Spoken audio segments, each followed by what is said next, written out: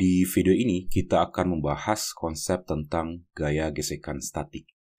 Misalkan benda ini kita dorong ke kanan, sehingga dengan mengasumsikan benda ini sebagai sebuah partikel, yaitu partikel ini, kita bisa menggambarkan bahwa gaya yang kita berikan tersebut adalah gaya ini, yaitu gaya F misalnya.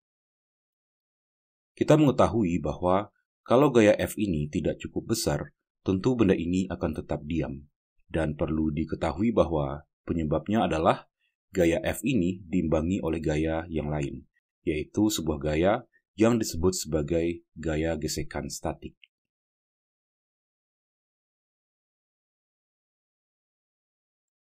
Gaya tersebut muncul akibat adanya interaksi antara permukaan benda ini dengan permukaan lantai, dan arahnya tentu berlawanan dengan arah gaya F. Dengan demikian, gaya gesekan statik yang bekerja pada benda ini dapat kita gambarkan seperti ini. Dan misalkan gaya gesekan statik ini kita simbolkan sebagai Fs.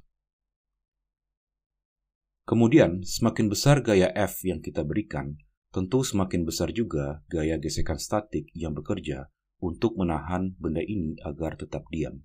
Hingga pada akhirnya, kalau gaya F yang kita berikan besarnya sudah melebihi besar dari gaya gesekan statik maksimum, maka benda ini mulai bergerak.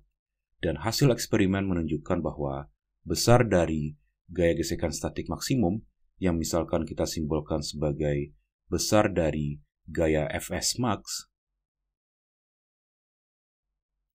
ini sebanding dengan besar dari gaya normal yang bekerja pada benda ini, yaitu besar Fn misalnya. Dengan demikian, kita bisa merumuskan bahwa besar dari gaya gesekan statik maksimum sama dengan sebuah konstanta, yaitu μs misalnya, kemudian ini dikalikan dengan besar gaya normal. Dan μs ini disebut sebagai koefisien gesekan statik.